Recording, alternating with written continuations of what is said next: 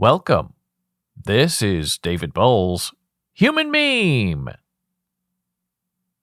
Today's topic, born ambition and the hierarchy of ability.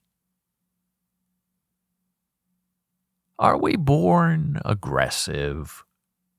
Do we all have the same drive to get ahead, to be someone, or to make a difference? Or do we learn those models of behavior growing up? Does society and the family still encourage boys to be aggressive and unforgiving, and girls to be accepting and kind and generally lovely? Well, if we stereotype by gender, or by sexual identity, or by race, or by economic need, or social status, we are also just, more conveniently, labeling people by their environment, and by their education, and by their access to opportunity. And so what is it that makes one person more driven than another to become a success? Is it all in the DNA, or is there something else at work here? Where do we fit in an oblong and obtuse world? I know these are some of the vital questions of living and of life itself, and they begrudge all of us and all of our lives. One moment you're just too young to be given an opportunity, and then the next instant you're just too old to be given such a valuable chance that belongs to someone younger. You can't win for trying, and you can't lose for winning. So where is the sweet spot in life? When are we ripe and in our prime for the plucking? At what age are we mature enough and perceptive enough to become our full potential? Is that moment a span of time? A flash of opportunity? Or is it something else that is more unknowable? And it just happens to happen. Life just happens because the time is right. Some of us must always be busy, and that urge to keep moving is either genetic or divine, or both, if you're counting. Some of us must always have 3 things going on at the same time. We multitask carefully and with our full attention, so that all the tasks are equally held and equally supported. And we do this multitasking, to try to help make a better world. We don't do it for fame or for ego or for money. Oh, and yes, we are often misunderstood. Misunderstood by those who want to do one thing at a time. Those folks, those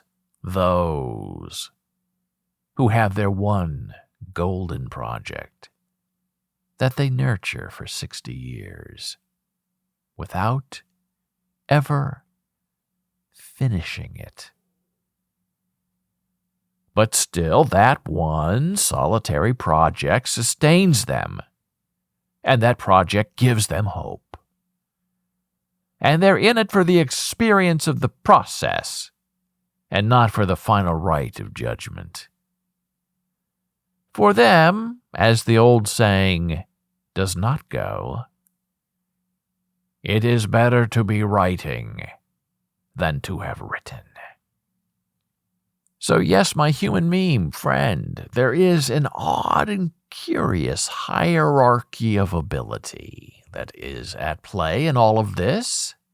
And yes, just maybe economics and education and gender play into all of that.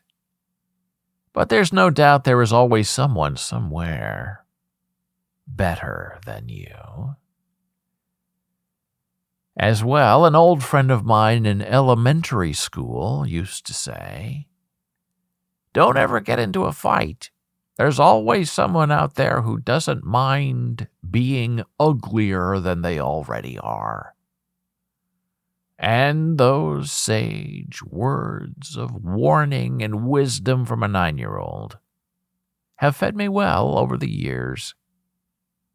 But this idea, this hierarchy of ability, is fascinating because you work hard, you make yourself multi-talented, and then you move up and you move out, and you become a small fish in a big pond, only to discover that there's this pre-existing hierarchy all around you, but especially above you, that cannot be climbed or clambered or crumbled.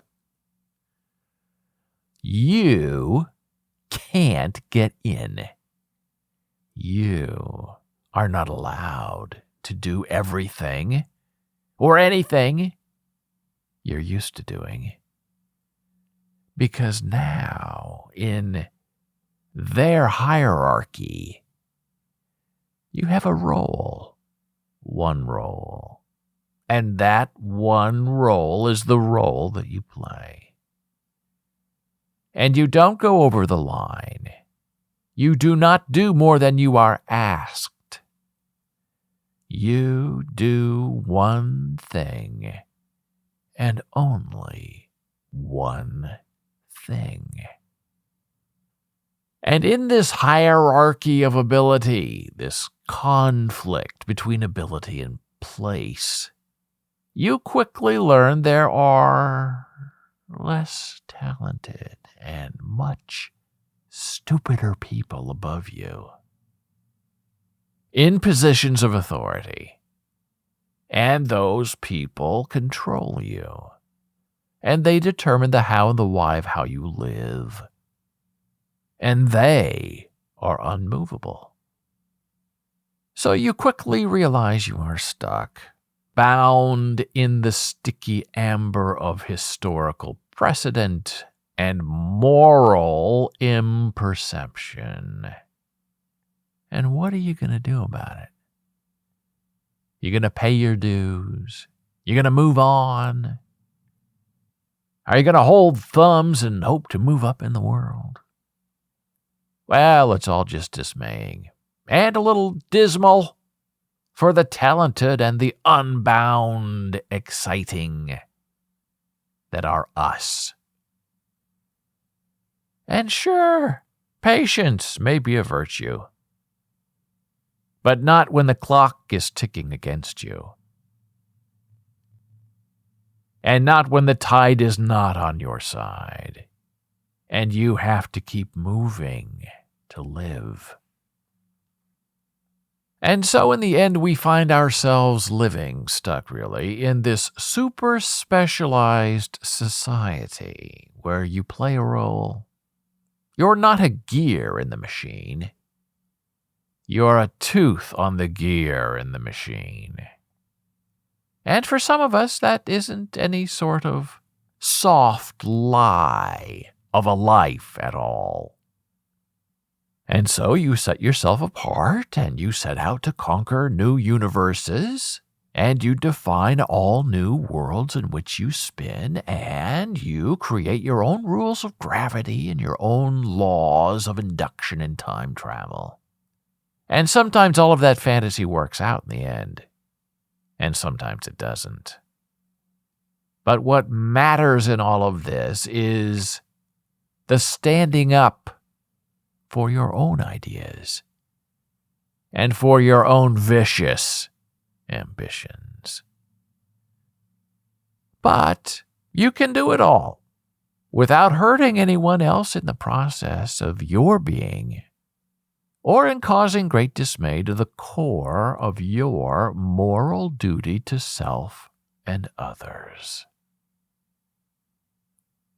So, hey, create your own hierarchies of anarchy.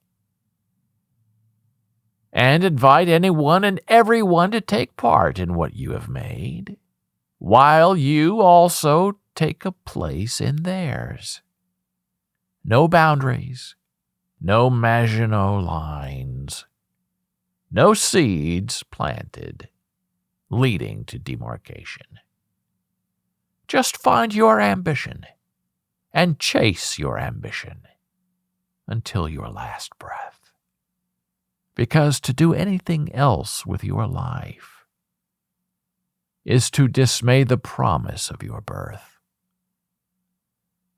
with the burden of the ordinary against the inevitable.